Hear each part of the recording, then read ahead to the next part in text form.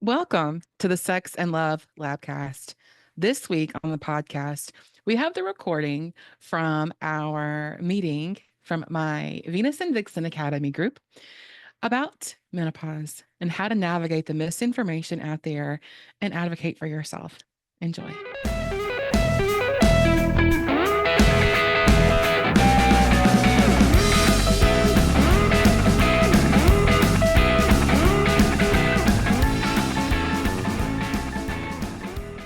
Welcome back, you guys. So as you can see, we have a guest and she's on this side of my screen for me. So I hope it's the same way when it flips and I have it on YouTube. If it's not, don't judge me.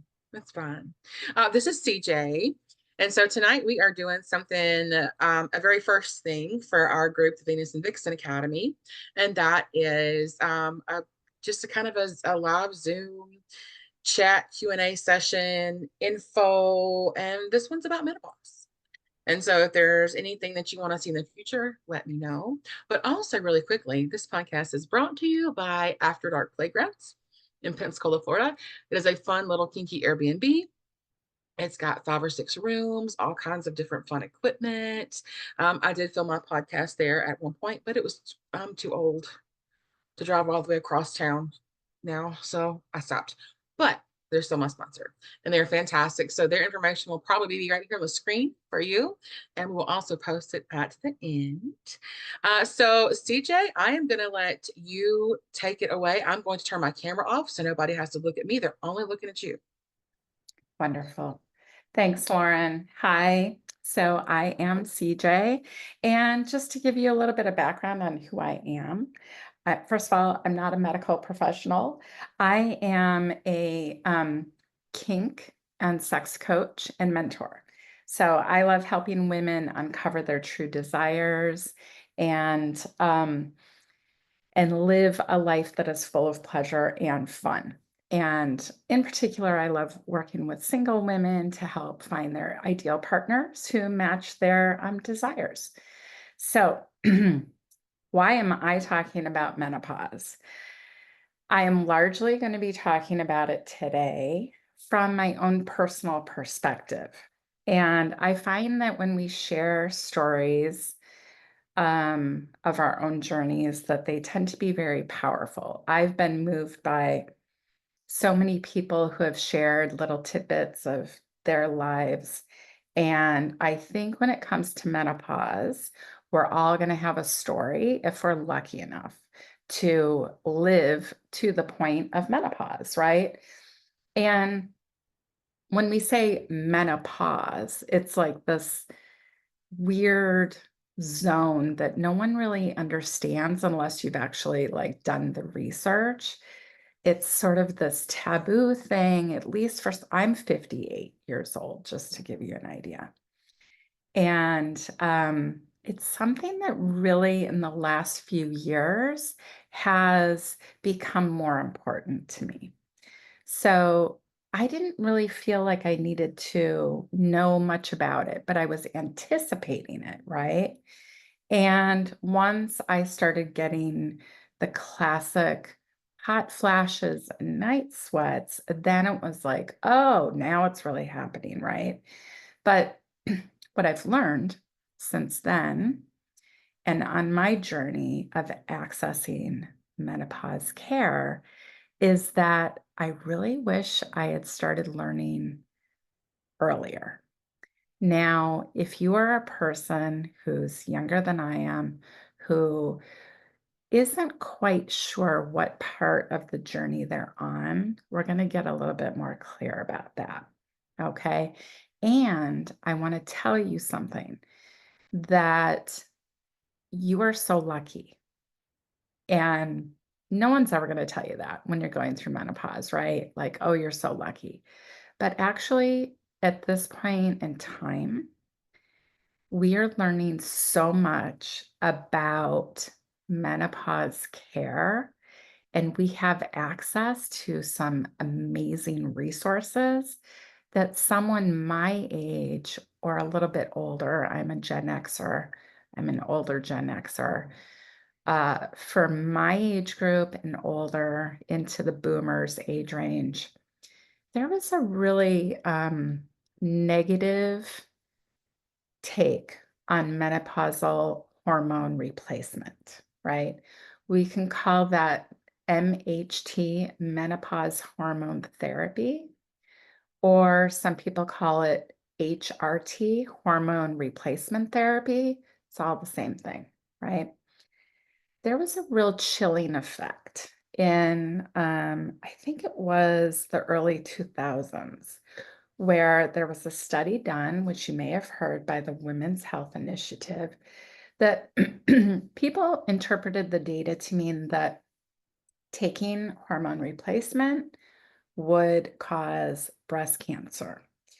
And what we're currently going through is a period of real, I don't want to say skepticism, but more rigorous,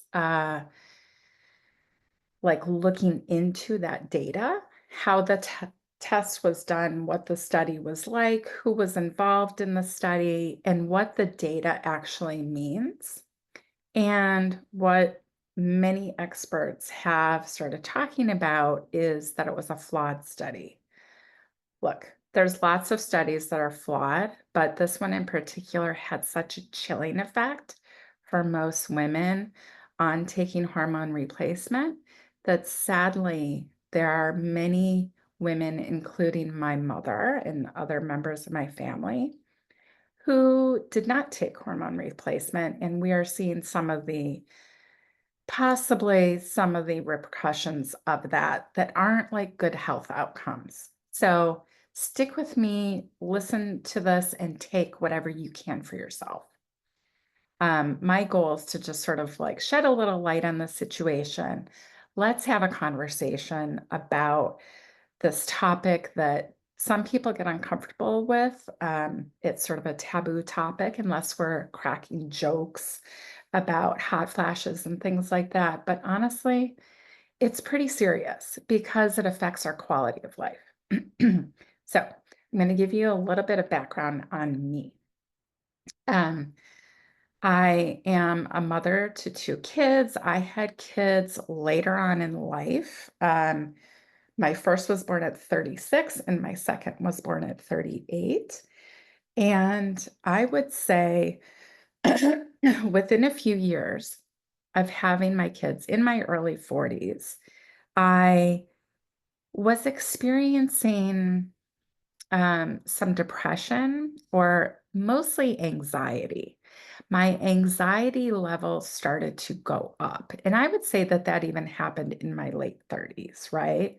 Where suddenly things like driving on a freeway, on an overpass. I live in LA, so some of our, ramps between freeways are really high up off the ground. But I would suddenly be breaking out in a sweat. My palms would become really sweaty and I would get blurred vision. I was having panic attacks. And I knew some of my friends who are also around the same age, also recently having kids, experiencing the same thing. And we didn't really understand why. We just knew that it was a common experience for us.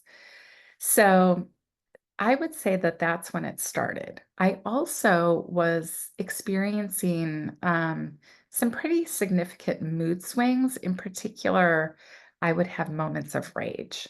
And when you have little kids, they push your buttons, of course.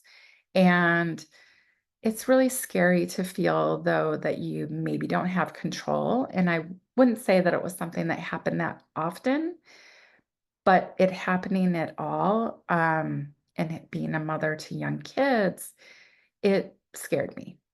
So I was looking for assistance for care, like most of us do.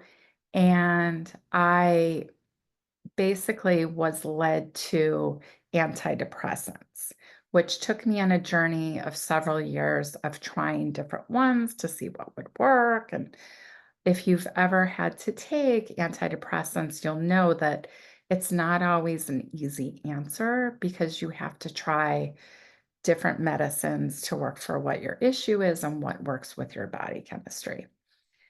it never felt like for me that was the missing piece. And I didn't know what else to do about it.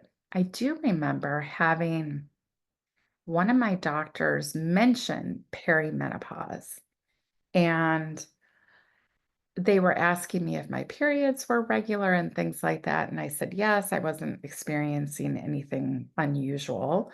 I do believe that I did get a hormone panel, and no one ever said, yes, you're in perimenopause, and this might be something that we should look at. So I continued along my way with my antidepressants for a few years and eventually decided that I felt well enough to, um, wean off of them. And also during that period of time in my early to mid 40s, I went through a divorce.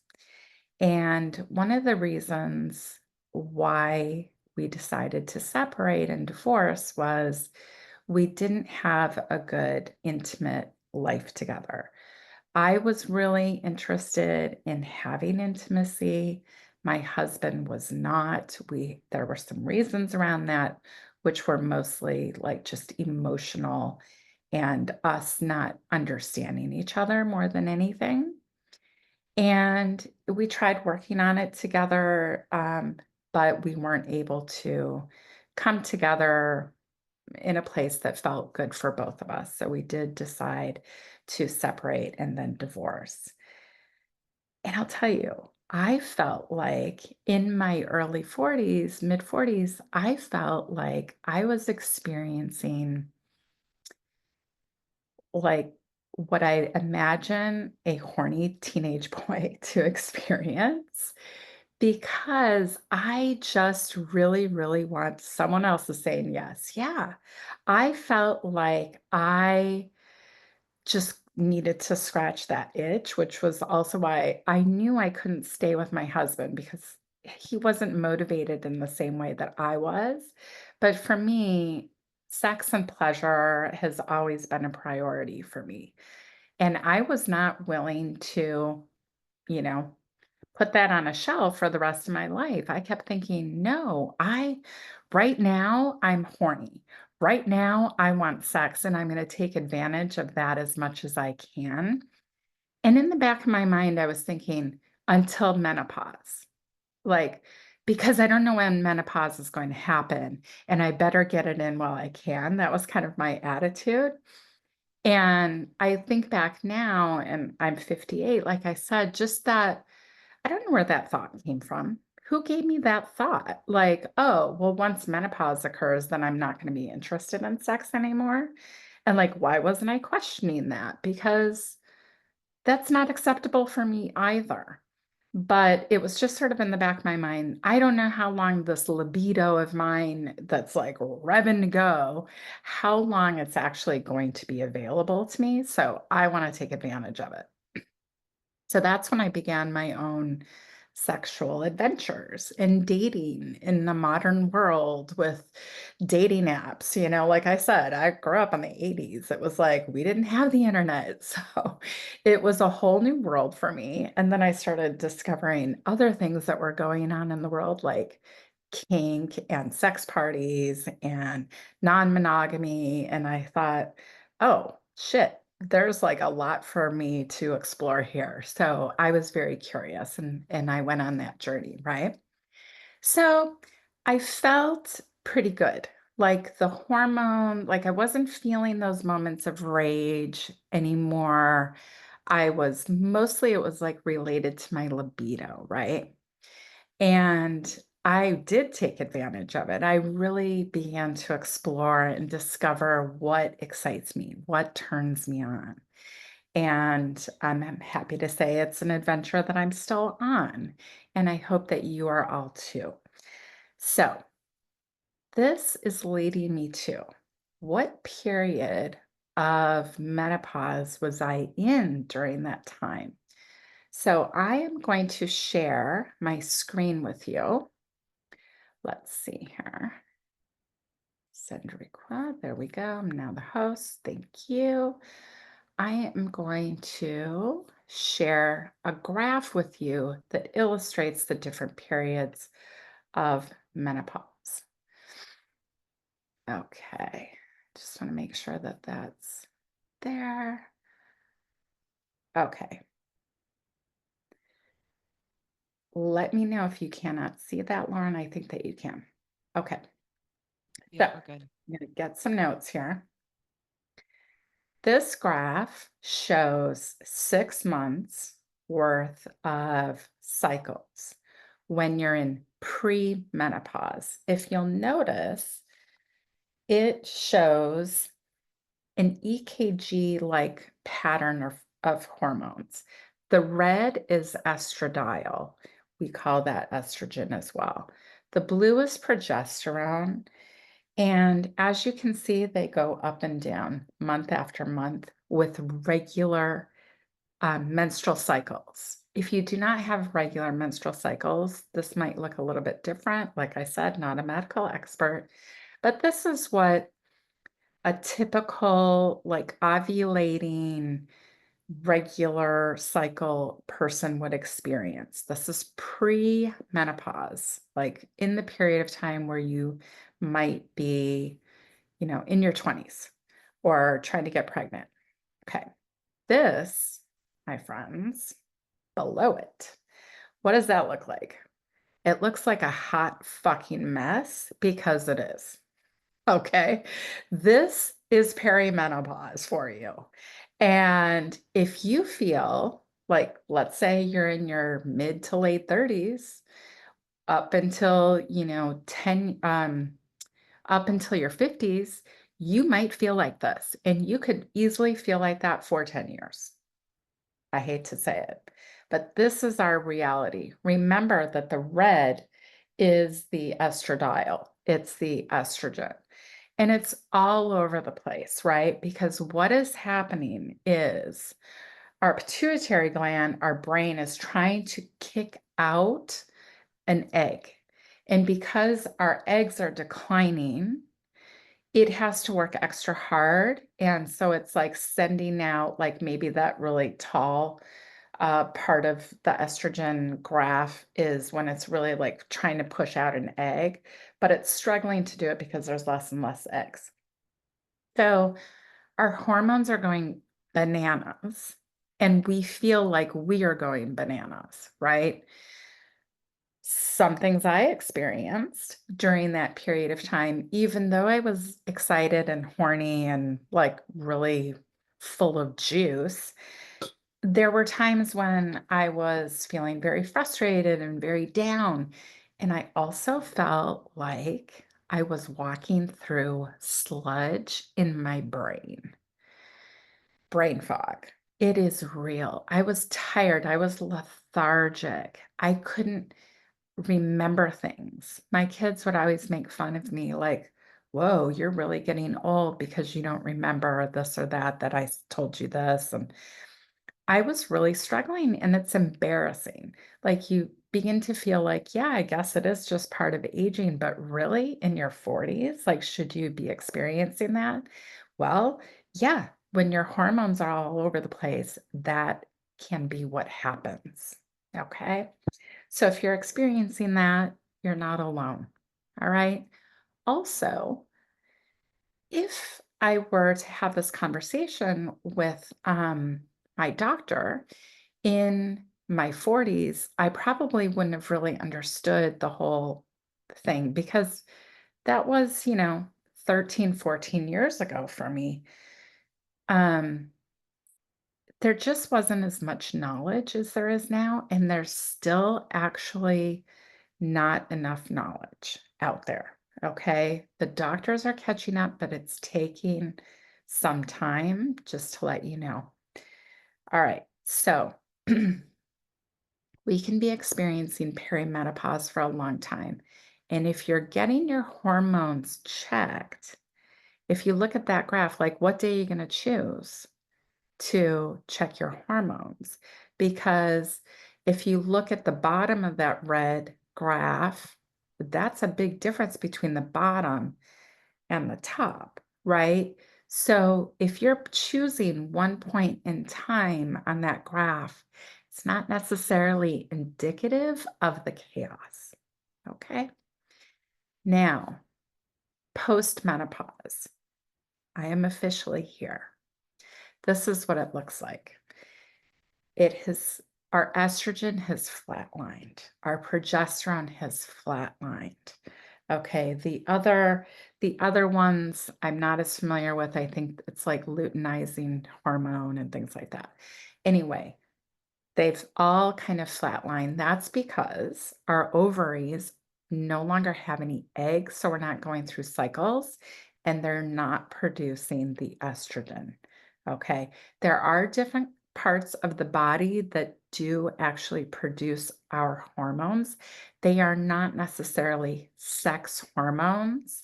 Okay. They are found all throughout the body, but the ovaries do the majority of the production until menopause.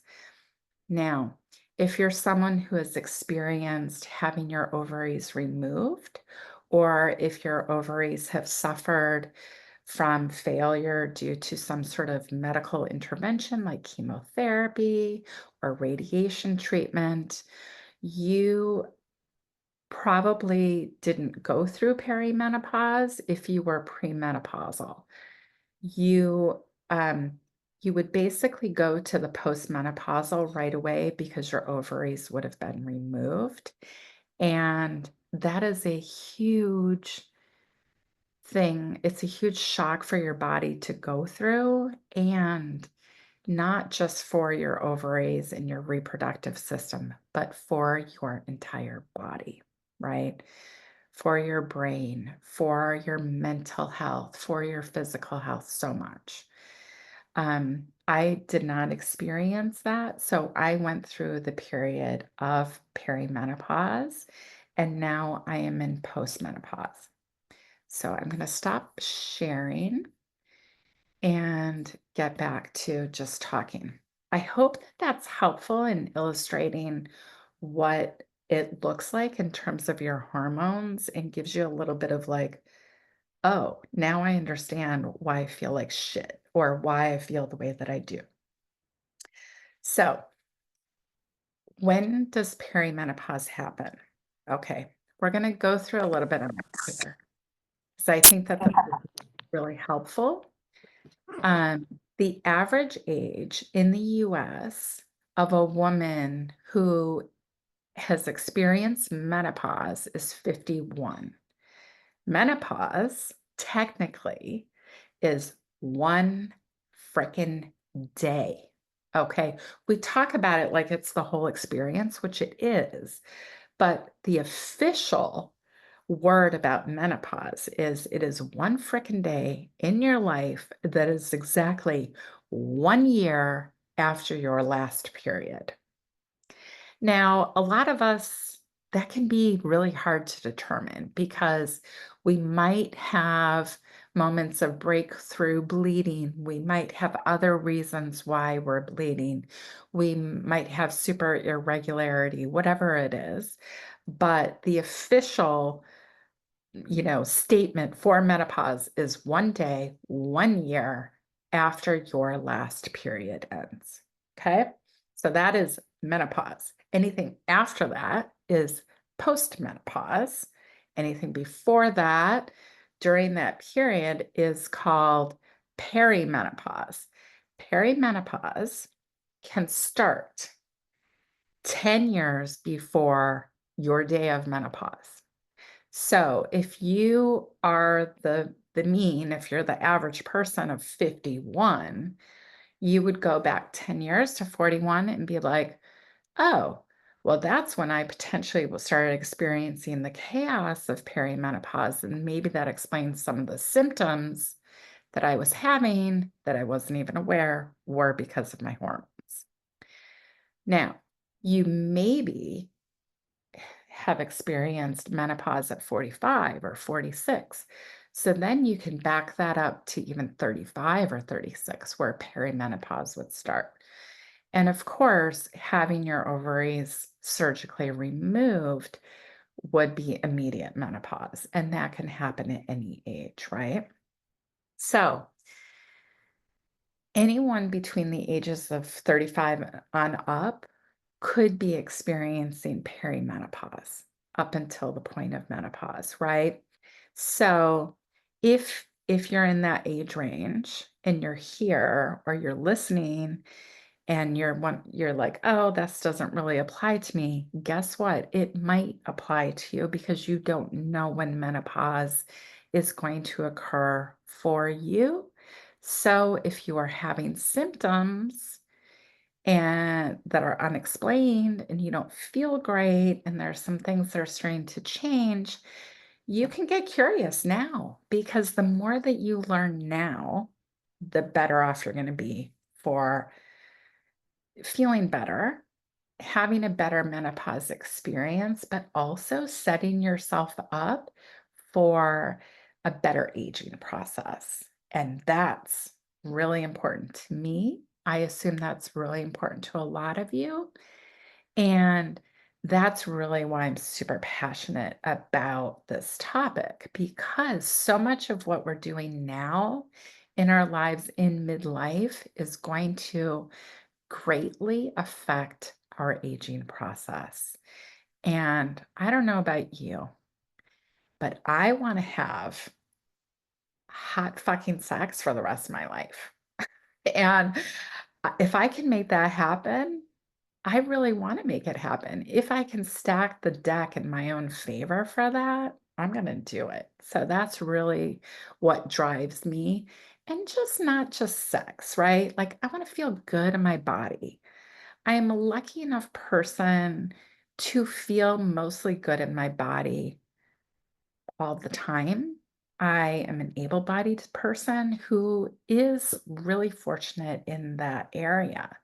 Not everyone is, but let's really start to focus in on how we can make things better for ourselves as we age. The thing that's been driving me crazy for a long time is sort of this belief about, oh, it's your new normal, or, well, you had a good run, and like now it's just time to like settle down and calm down and like settle into your life and whatever it is, like read a book instead or watch a movie instead of experiencing sexual pleasure. And that's fine if that's for you, but also if there's a part of you that's like, hey, wait a second, I used to really enjoy being intimate with others, with my partner, or even with myself. Like, it's still available to you and it should be available to you. If it's not, I would say get curious about it and start asking questions because menopause and hormone changes and decline can be part of the story. So getting back to myself, um, so I was kind of riding along in my 40s with this idea of like, okay, I'm still like good to go for many years. Like I'm experiencing all these things. I started doing kinky things. I met the partner of my dreams. I am in a dom sub relationship with my husband. I am the submissive to him. And it's something that I learned about later in life. And it brings me so much pleasure and joy and deep connection with my partner, right? And for us, it is a very sexually arousing and just wonderful experience together. And it's something that I want to continue. We had a long distance relationship for 7 years plus, and we've only been living together for less than 2 years now. We're married. And as soon as we got together, we were separated by an ocean. And during the pandemic, we had already been separated for 8 months because we were saving up to go on a big trip somewhere. And then the pandemic occurred in March of 2020, and his country closed its borders. So in total, we did not see each other for 28 months. And as I'm sure many people experienced, it was a killer for my libido and for our intimacy. It was really difficult. I mean, we're pretty good at like staying connected and staying sexual online, but that was a real challenge to be 28 months separated, right? And we worked tirelessly. I worked tirelessly to get us to a place for like when we were going to see each other again. There are a lot of like personal things going on. He was caring for an aging parent. I still had kids at home, and we weren't engaged yet. And part of that was not knowing how long he would have to be a caregiver for his parent. So during that time frame, they did pass away, and he was like, okay, now I'll be able to move to you. So we ended up getting engaged on Zoom and started making plans for him to move to the US. And prior to that move, we um, we had a little opportunity for me to go to his country once they started relaxing the borders. Actually, no, he came first, excuse me. He came here first. He was able to get out. And we had a wonderful few weeks together, I think it was. And then I made plans to go over there to help him settle his affairs, move some of his stuff, get his place ready to rent, things like that. So, and I was just like, look, we have had this time apart. I need to come over and we need to reconnect. Like our relationship was the priority. And lucky us, I was able to do that. So I get over there, and what starts happening? Hot flashes, like bad ones, just out of seemingly nowhere. Like I had had for a couple years, I'd had on and off waves of like heat, but not sweat. And just sort of like a weird, like, I don't know, like how to explain other than like a wave. And it would feel kind of like, what the heck is happening to me?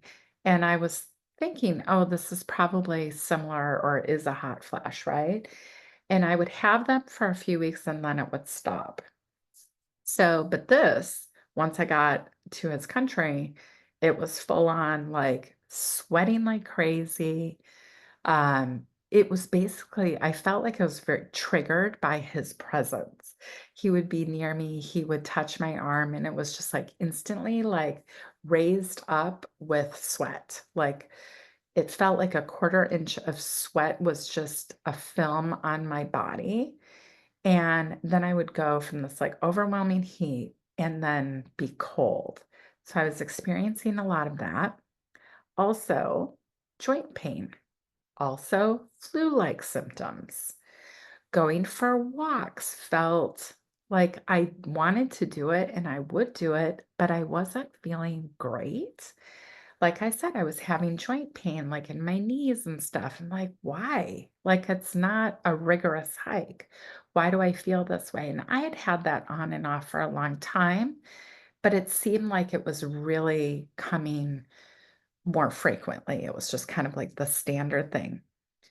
Also, I kept thinking, like, what is this? Like, I'm paranoid about because of COVID. I kept thinking, like, oh God, I'm not feeling well. Like, I would feel like um, under the weather a lot and feeling like I was coming down with something, then it wouldn't happen. And I just call that like flu-like symptoms would just appear out of nowhere occasionally, and I wouldn't get sick. Like, I would feel that way for maybe like half a day, and then it would stop. I think that that's also like a symptom of perimenopause. There's a lot of weird symptoms. So if you have things, there's so many different things in the resources that I've been looking at. One that's really interesting to me, which you would never think, is itchy ears and also itchy skin. Um, that can be something. There's all these crazy things that you feel like, what is going on with me? I Someone said, yes, I was just going to say that. You feel like there's something wrong with you and like what are you gonna say? Like, "Hey, doctor," or "Hey, so and so, like, do you have itchy ears?" Like, it just sounds weird, right?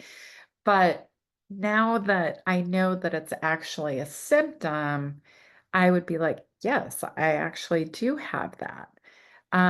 Your cholesterol can start to go crazy. I've had high cholesterol and your triglycerides actually can go up during menopause, which is super interesting. There's so many things. Our bodies are going through a lot and it can manifest in different ways. And, we're not even talking about the mental health aspect of it, right? So if you're struggling, I want you to know that help is available, but you got to work really hard to get it. And you really need to advocate for yourself. And that's what I started doing. So while I was there going through my thing, in the back of my mind, I'm like, oh, yeah, hormone replacement therapy is bad. I can power through this. I can power through this. I'm strong. It's no big deal. It's just going to be a period of time and then it's going to be over. It was tough. I didn't really feel that sexual. I'd missed my partner for 28 months and I was like, yeah, like having sex together meant I was in a pool of sweat, which could be hot, but it wasn't hot all the time. Like no one really wants to feel like a sweaty mess. Um, so it just there were things that were not feeling so good, right? But I was like, okay, someone told me take vitamin E, and I had these like really special um, supplements to help with hot flashes that did actually work to a degree. They were helpful, but it took like, first of all, expensive. Second of all, it took like a month or longer for them to really start to work, which is normal. I mean, hormones, that happens as well. Your body has to adjust. But it was expensive. These bottles were like close to $100 for maybe 1 month's supply. That's a lot of money. And to not feel like a huge benefit, but I was strong. I was powering through that. And once I got, while I was there, actually, I started listening to a podcast called, actually, no, I heard the person who runs this podcast on a different podcast talking about her book, You Are Not Broken. I have it right here. Kelly Casperson. She is one of my favorites. She is a urologist and she has a podcast of the same name, You Are Not Broken. But she was talking about sex and pleasure and her decision to really help women because she was so tired of women coming into her office feeling like something was wrong with them. And I kept listening and learning from her. And once she started talking about hormone replacement, I was sort of like, a little bit skeptical. But she was going through a lot of the more recent studies. And what got me to listen was her saying that we are looking into the benefits of hormone replacement therapy on the brain. And because Alzheimer's is something that runs in my family, that had me like really listening, right? So I started learning a little bit more. When I got back to the States, I talked to my gynecologist about hormone replacement and started it because we talked through the risks and the previous study that was done. And for me, what I have learned is that the benefits far outweigh any risk that might be associated with it. Doesn't mean I'm going willy-nilly into it, right? I have conversations with my doctor about where my health needs to be, but it has been life-changing. I have to say, it has really benefited me so much that I feel a little bit pissed off that I didn't start it earlier because I thought that it was something that was very risky and that I didn't need to do it and I didn't really understand and that I could power through it. And I like to say this, you cannot self-care your way out of bottomed out hormones. You just can't. There's only so much you can do. Your experience might not be as bad as someone else's, but if it's available to you in working with your doctor and determining your risk factors, which in general are so much lower than we think, um, that why suffer? And there are so many things that we're learning about the benefits of replacing our hormones that are lost post menopause, like bone density and the strength of our bones, our longevity in terms of our cognitive abilities, um, cardiovascular health, things like that. There's so many things that they're starting to learn now. So for me, it's been a game changer. I'm going to tell you what I do. I take systemic estradiol, which means I wear a little sticky patch on my abdomen. I change it twice a week. I have had to slowly increase the dose because I was, how I knew it worked initially was I was not getting good sleep. Let's also talk about sleep because if you're going through this and you're not getting sleep, like nothing's worse than like life just doesn't work as well. You don't feel as good. You're not as happy if you're not getting good sleep. And every night I was waking up in a pool of sweat. And also, I felt like a blood sugar spike that would wake me up. And here's also another thing I love wine, I love to drink. And I could not metabolize alcohol anymore in the same way that I used to be. So it's something that I'm mostly eliminating from my life. Sure, I'll partake a little bit here and there, but my body cannot metabolize it. And I was waking up a lot during the night, also because of that, but also because of the hormones. So night sweats can wake you up, you're just not feeling as good because you're not well rested. And that was really making me miserable. So I do take this patch and I knew that it was working because I started sleeping. I started sleeping better and the night sweats and the hot sweats, hot flashes started decreasing and they basically went away. And then I might have like a little blip, like several months down the road, where they would start to come back, not quite as strongly. But I said, okay, it feels like I maybe need to up the dose. So we up the dose. It's very minimal. I did that twice and I seem very stable for now. I think I've probably been on this dose for most of this year, I think. And also, when you're taking estrogen and you have a uterus, you need to take progesterone to protect your uterus. So, anyone who is prescribing you estrogen will also prescribe you progesterone, which is another hormone.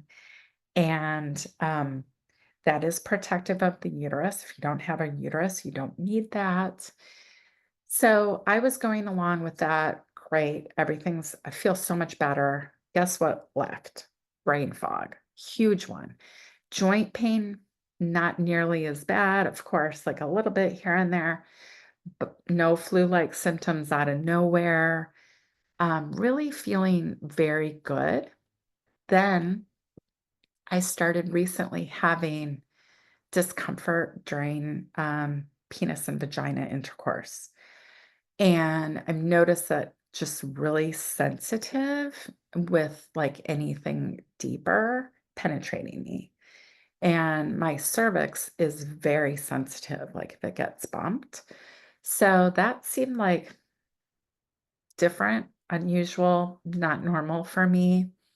I've had maybe a couple of experiences years ago where someone of a different size would like hit me in a particular area and I might feel like a little bit bruised, but I've never had this experience over and over again. So, I was experiencing that and I started talking to my doctor about it. And also, I had a really bad cough earlier this year and I went to urgent care. And I said, you know what? I'm really tired of peeing my pants every time I cough. And the doctor said, you need to see a urologist. And I was like, okay, well, if you're like me and like a lot of women and you pee when you sneeze or cough, that is called stress incontinence. And hormones don't necessarily help with that. If you have incontinence just generally, hormone replacement can help with that.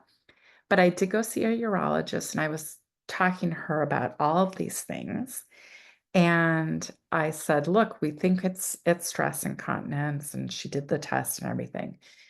And she was like, well, you can do some physical therapy, some pelvic floor therapy. And also there's a surgery that we can do. I'm actually doing the exercises first and things seem to be okay. It's usually something just when I get sick that gets really bad. Um, but I was asking her about um, estrogen or estradiol cream for my vulva because I had heard that the discomfort during sex might be helped by using vaginal cream with estrogen. And also, I started learning about the protective aspects of using a cream on your vulva at the introitus to your vagina, which is the entrance to your vagina, and how it can help the tissue stay healthy over like while you're aging, right? And why do we want to do that? Well, we want to do it for a lot of reasons. We like healthy tissue, right? We want our tissue to feel good. We don't want it to feel overly sensitive. Um, it can help with prevent UTIs, which can get more common as we age. And something that I just learned recently because we thought that my mom was going through this, UTIs can mimic dementia. And in an aging population, they may not necessarily feel like they have an infection.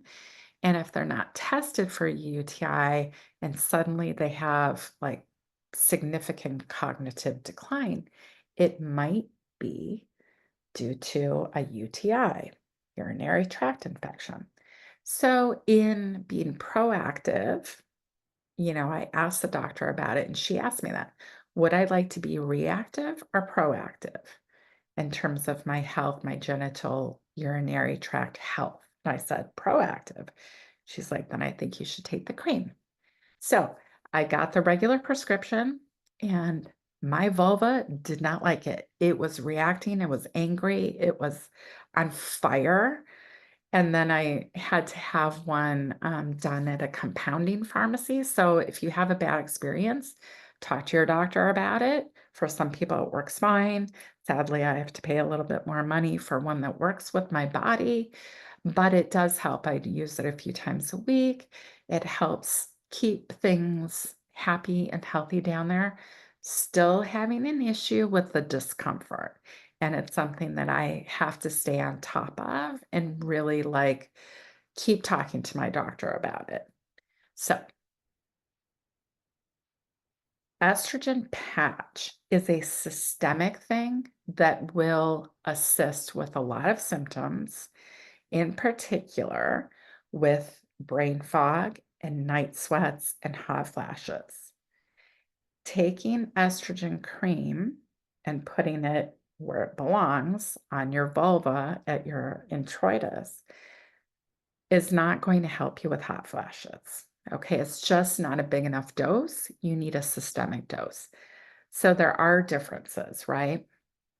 Another thing recently, because I'm just like super curious because this is what I do for work, right? Being a sex coach. I'm like, well, I also feel a little less like excited about sex. I don't have that sort of like move towards it.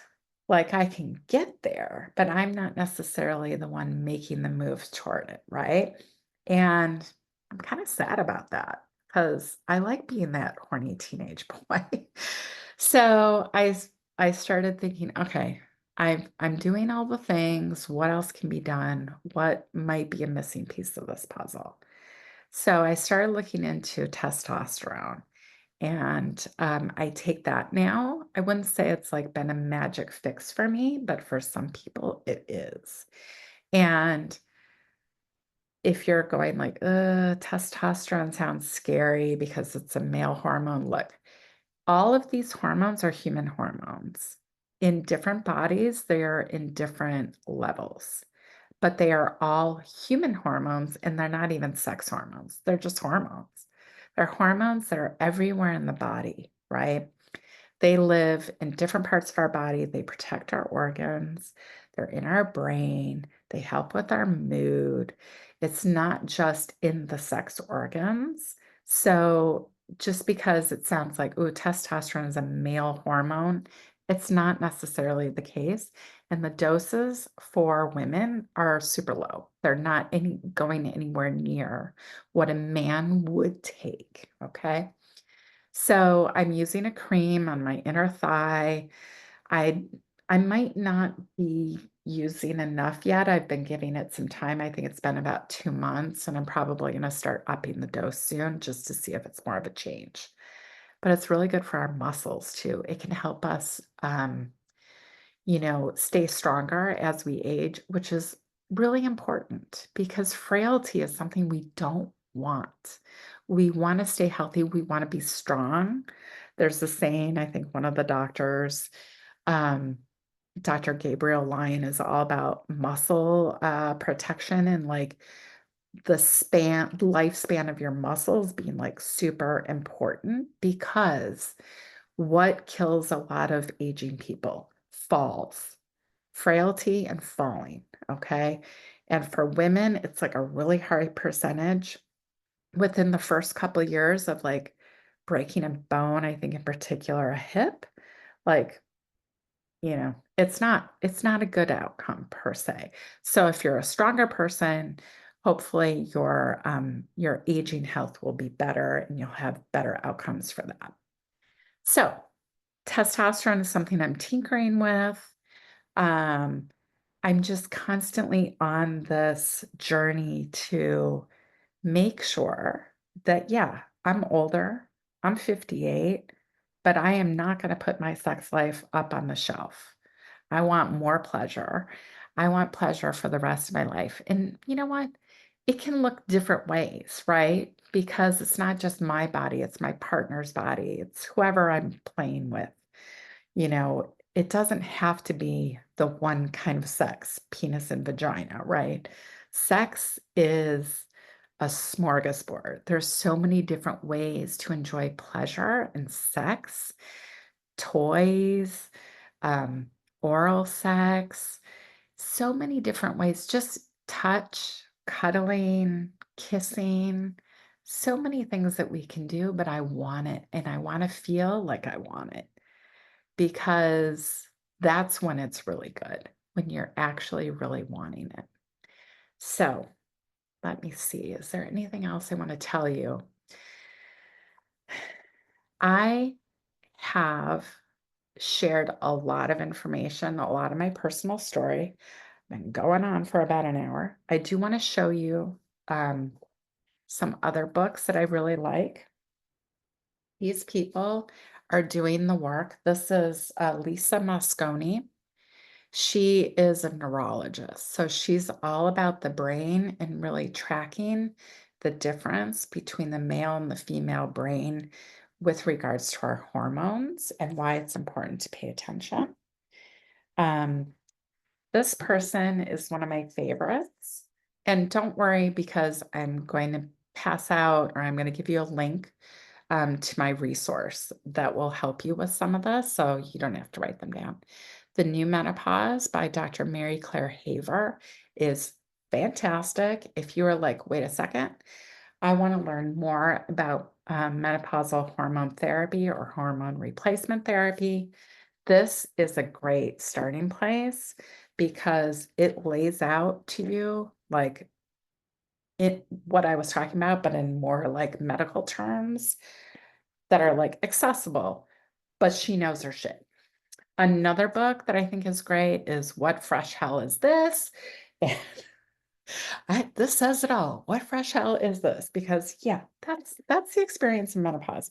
I like this because it is super inclusive for everybody who might be experiencing menopause, including trans men or non-binary people. So I think that that's a really great resource. Like I said, I'm going to put in a moment a link to my my little resource checklist for you. What I didn't go into for me is, and I think this is such a common experience for women, and if you are a woman of color, it's probably even more of an experience for you, where we're not believed in the doctor's office. We are looked down upon if we complain too much or if we're a difficult woman or whatever. Dr. Haver actually admits this, that they're not educated in menopause, which is an outrage because half the population will be experiencing menopause if they live long enough. And yet, doctors are not educated on this topic. They don't understand it. It scares them because they don't know. They're not hormone experts and they haven't been taught.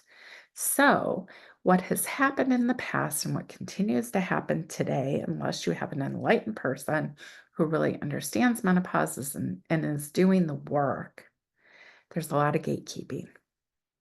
And there's a lot of like power dynamics in your appointments. And I like to put things in a BDSM perspective. A power exchange is relationship, like where you would have like a dominant person and a submissive person. And I do think that many doctors make us feel that way because we're looking to them for answers and they don't want us questioning, or some of them do. Some of us want us to be really educated and armed with information, and some of them don't. Okay.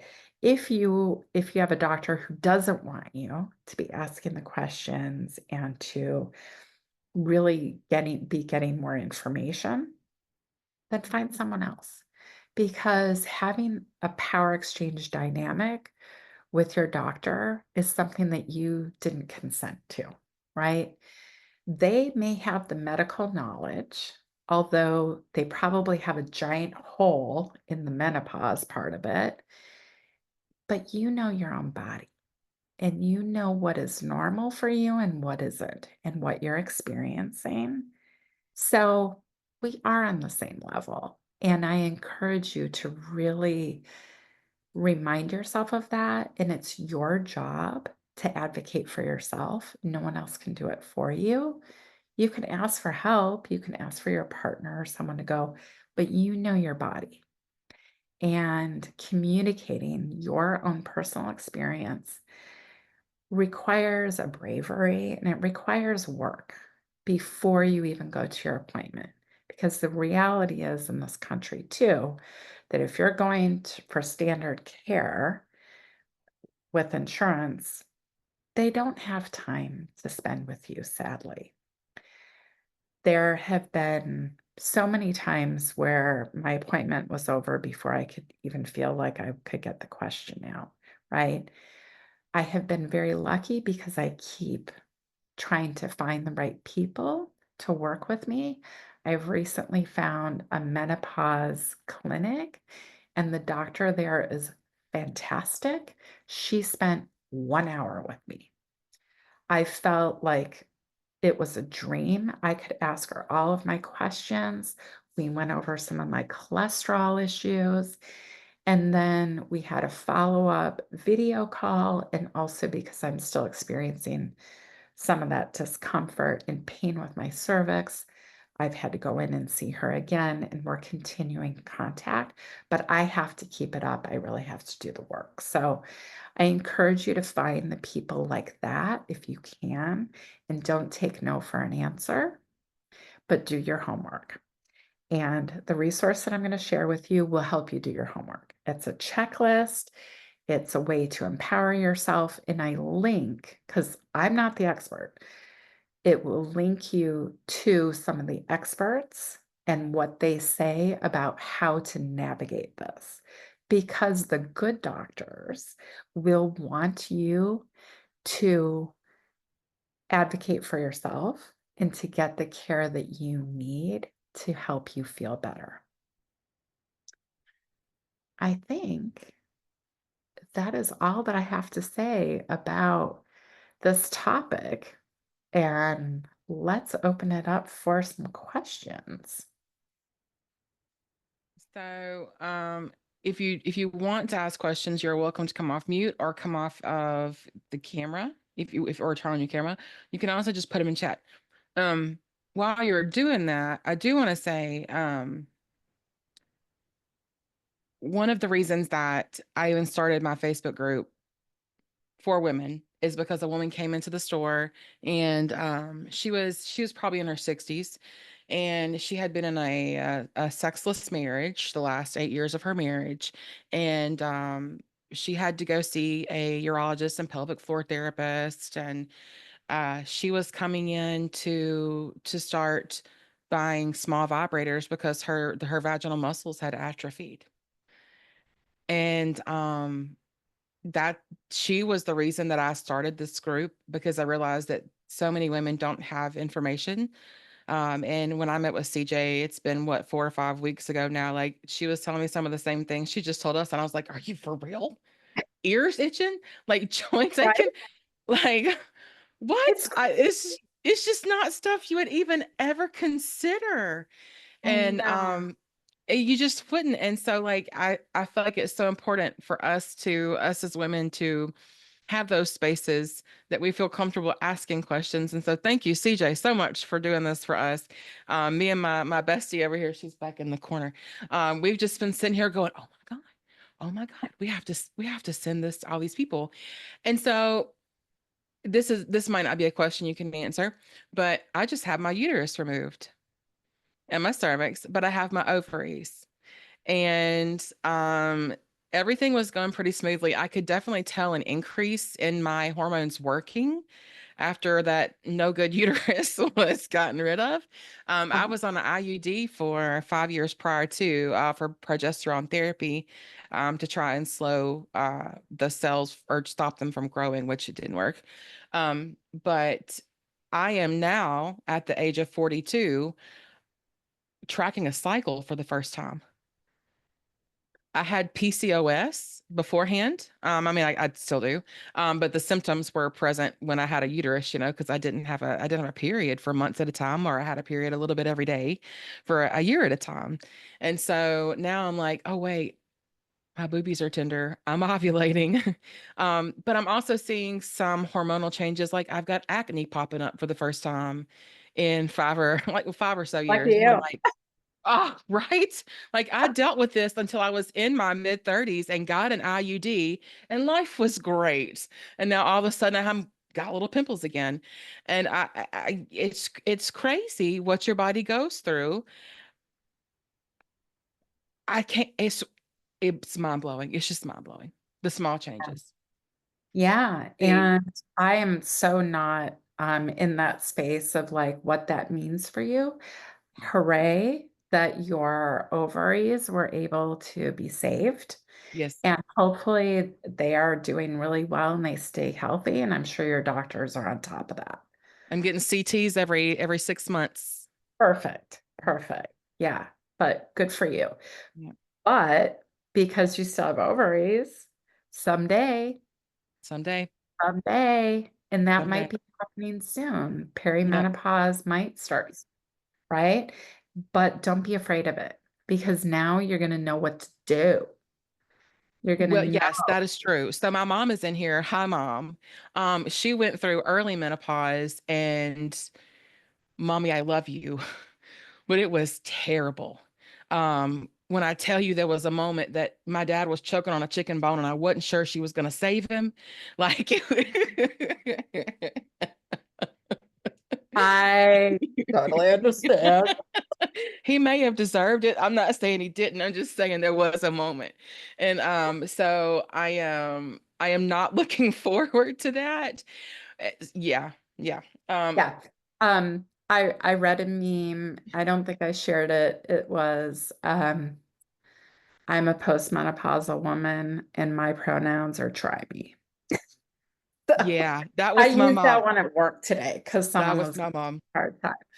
So So let's see. Anna says the problems that I'm having is getting into the mood for intimacy. I used to be like, okay, let's go. Now it's like, any tips on helping? Once I get going, I'm good. It's just getting going. yes, yes, totally get you. And look, whatever you got to do to get there, for me, like I said, I'm like, the hormones have helped for sure. The estrogen has helped in terms of lubrication. Didn't necessarily help with the desire for intimacy. It was still there, but not as much, right? That's why I'm trying out the testosterone because testosterone, and I'm not sure what Anna's age is.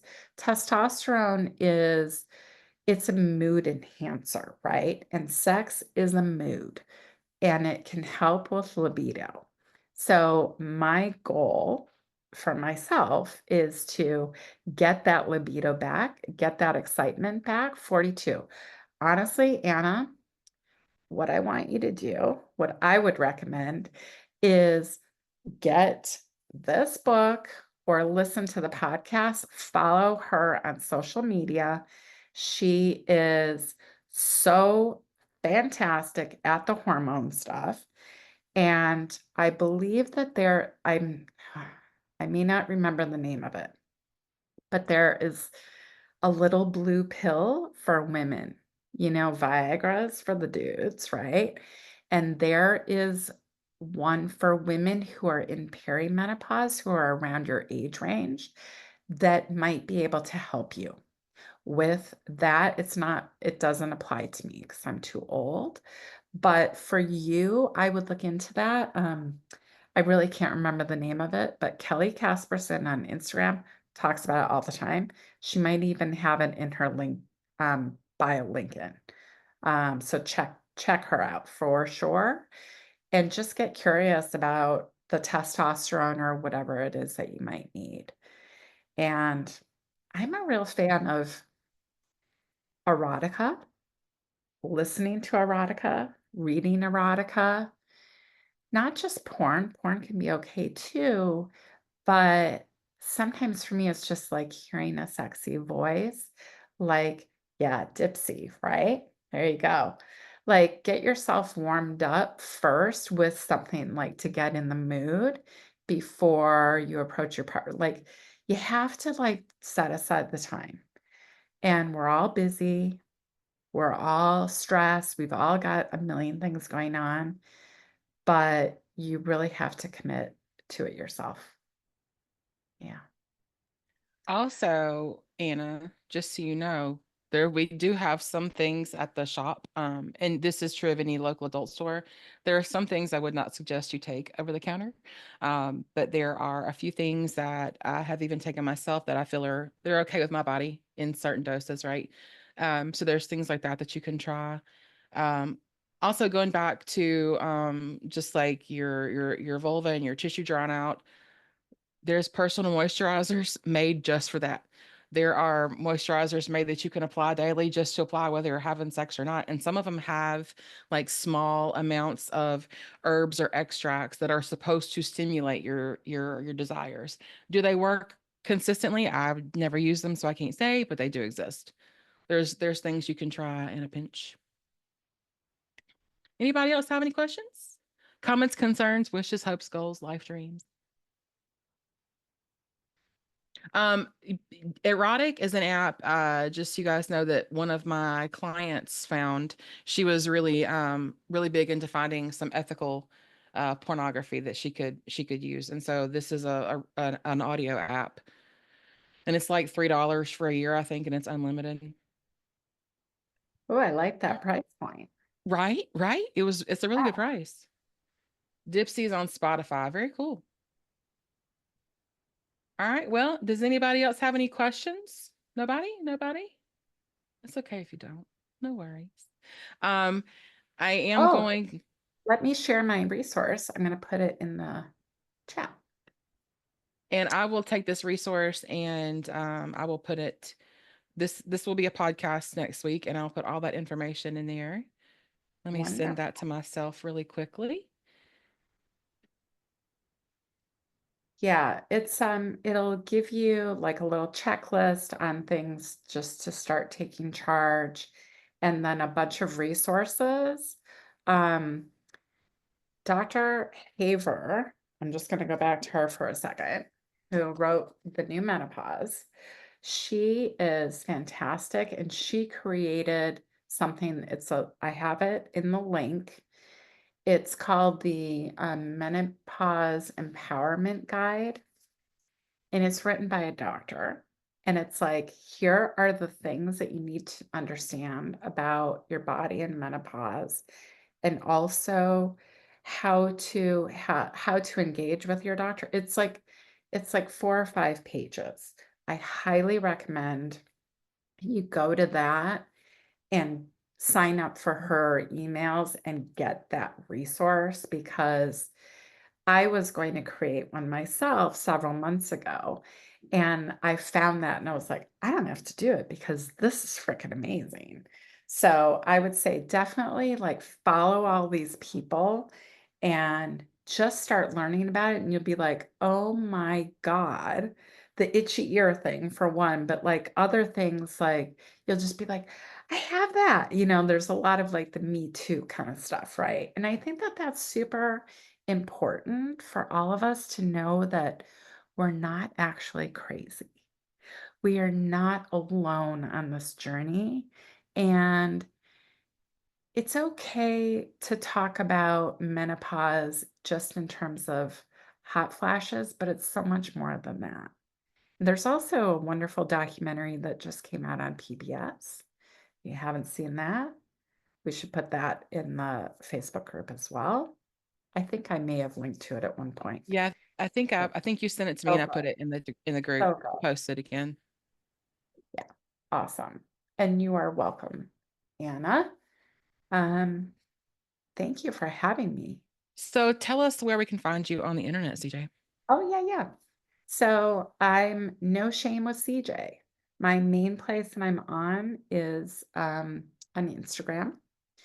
And if you sign up through that link, you'll get my emails. If you're not a kinky person, if you're not into the things that I talk about, you're welcome to unsubscribe. But that's what I do. Um, I love helping people find their kinks, especially Gen X women, and figure out what's going to make them happy and help them find the right partners. Same girl. Yeah. Well, that's all we got. I'm gonna wrap up this for the podcast, you guys. So thank you for listening. All of her information will have been right over there somewhere underneath there. And we'll see you guys next week. Wave goodbye, CJ. Thank you, Lauren. Thanks, everybody.